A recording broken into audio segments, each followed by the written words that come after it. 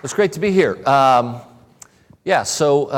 about AI, smart cars, all these really sexy things, and I just want to talk about the industrial world and what's going on there. But the reality is the industrial is probably a bigger opportunity than every other opportunity being chased today.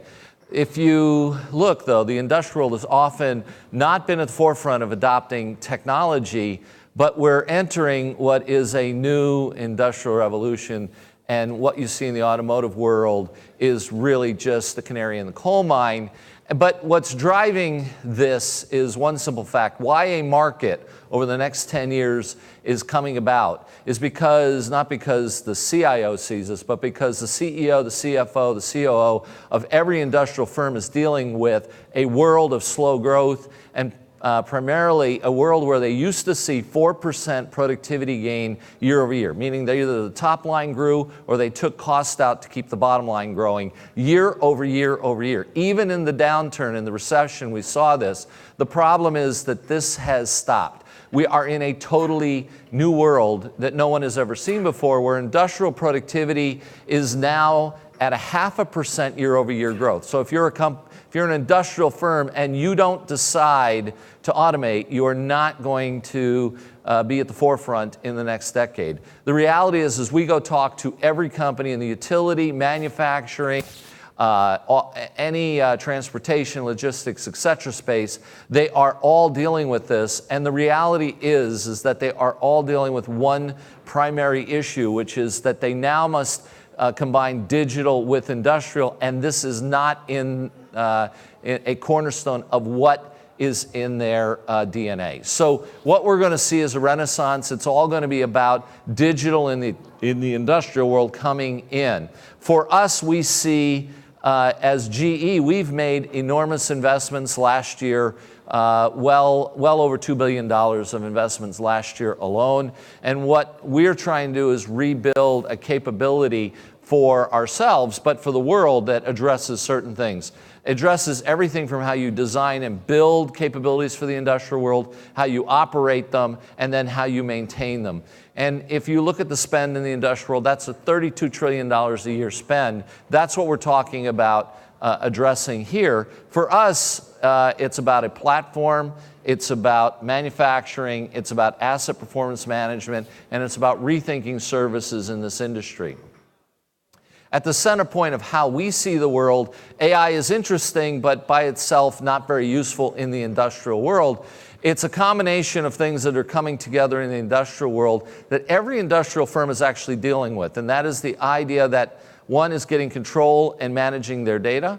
The second is dealing with certainly machine learning to understand that data, but machine learning by itself isn't actually very helpful, and we've seen that a lot of the machine learning experiments give you insight, but no idea how to deal with them.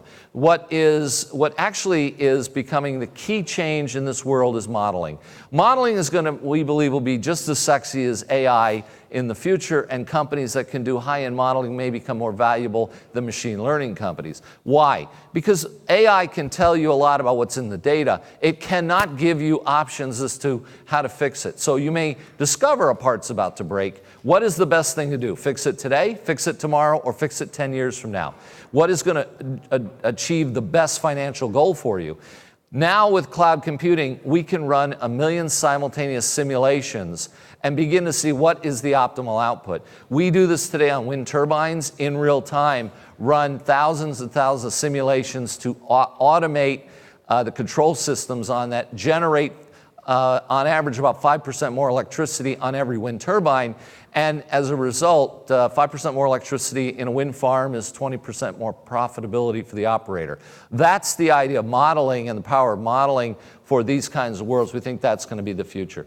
For us, we are investing heavily into this idea of a predicts-powered industrial world, which has some differences to what you might see in other people who talk about cloud, in that edge. The cloud to edge is really the differentiation. We spend more time thinking about the edge and edge processing in real time. The cloud part's a lot easier. The edge part's a lot harder. The future is in edge computing, and we actually believe there'll be more processing at the edge than in the cloud. When we talked about digital twin, the technology of digital twin, there's a lot of opportunity in here. We see opportunity in cybersecurity. We are acquiring companies. We acquired World Tech and Cybersecurity a little over a year ago, but Bitstu and Wise.io we acquired in the fourth quarter last year to help us with technology. In addition, the applications are very different. I mentioned these before, and of course we acquired Meridium in the fourth quarter, as well as ServiceMax in the first quarter of this year. So when we see this world, it is very active. There's a lot of interesting companies. And for us also, we are very much working with partners in these ecosystems, big and small, and I'll talk about that in a moment. But for us, it's an ecosystem play, and we think that this is a great opportunity, and I'll talk about Israel here in a second. When we look at how companies are going about this, we think every company is going to follow this blueprint. We're following it. We're seeing it with many of our industrial customers and partners today. And the way they're going to go about this is they're going to apply it to themselves first. They're going to use it in their manufacturing operations or their service operations to take cost out. So if you take all of the technology I talked about, the best place to start is to take cost out. Why? By taking cost out, you can use that to invest into how you can drive top line. Then we see our customers moving into top line growth to apply this technology to their own operations for their customers and sell new capabilities. And then we see this moving into the ability for industrial firms to, in fact, rethink their business models going forward. If we look at our wind business, for example, we applied in our renewables wind business remote monitoring and diagnostics. We took cost out of services inside. We looked at that data. We developed new algorithms to sell to our customers to generate more electricity. That became a new offering. And then we took that out out to the platform world, and we actually do it now on our competitors' wind turbines as well. So we went from an internal save money to an external revenue generation into rethinking the business model, where we are now operating our competitors' wind turbines, which you can imagine goes over quite well with them. So when you look at this kind of world, I think everybody in the industrial world is doing this. If you can start with how they save money internally, and you can find yourself in a position to help them over the long term with this kind of a blueprint. This is not for just, for a certain class of machines. I would just point out, these are 4 customers we work with today. Each of them have what is probably the most complicated machine in the world today. RasGas has the largest, what I would call machine, an LNG, liquefied natural gas plant, where they're applying this into a big machine with millions and millions of sensors and devices, etc., all working in tandem to produce one thing. Schindler's doing this with elevators at a scale globally we think that no one else is touching today. And when you start to think about connecting everything in China, in Europe, in the Middle East, in the US, in LATAM, all together, and managing them all simultaneously in real time, it's quite different than what anybody is prepared to offer today. The Pitney Bowes does it with mailing machines. Lixil does it with kitchen and bath fixtures. So these are everything from one end of the spectrum of the simplest to the most complex machines, and every one of these companies is going through exactly this transformation. And as a result, there's a great opportunity to enable every one of these folks to not just be an industrial, but a digital industrial, the way I've talked about.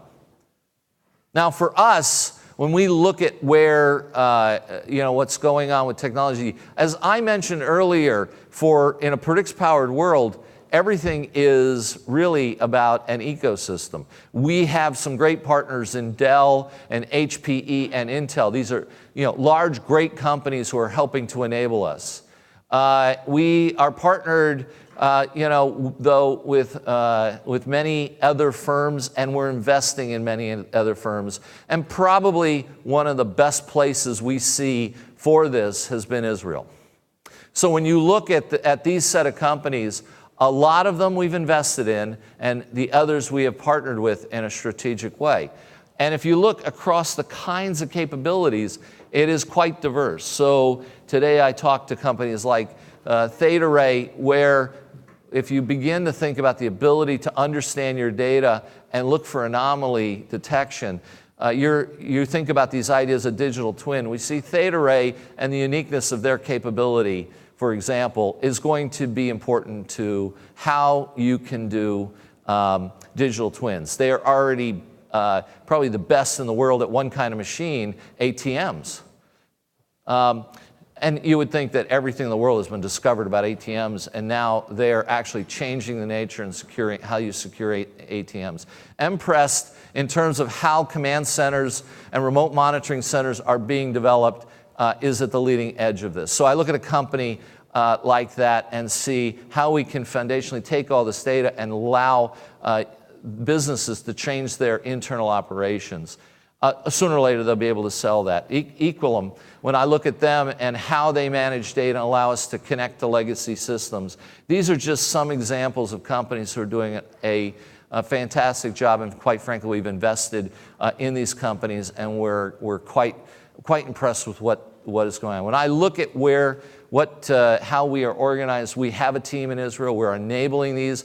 We are helping to encourage them in their early stages. Some we invest in. And so the reason I'm here is to tell you, A, this is a great opportunity. B, we are in Israel. We have a fantastic ventures team. We have a fantastic predicts team to enable. We're working with these companies today. We're working with the venture firms, as well as it's an opportunity to create technology that we can take together to our customers around the world. So I'd encourage you all to meet with our predicts enablement team who's here. I'd encourage you all to talk to our ventures team and see how we might go and change the industrial world. As I said before, it is the largest opportunity in the world today. Thank you very much, and enjoy the rest of the conference. Perfect, Bill. That was incredible.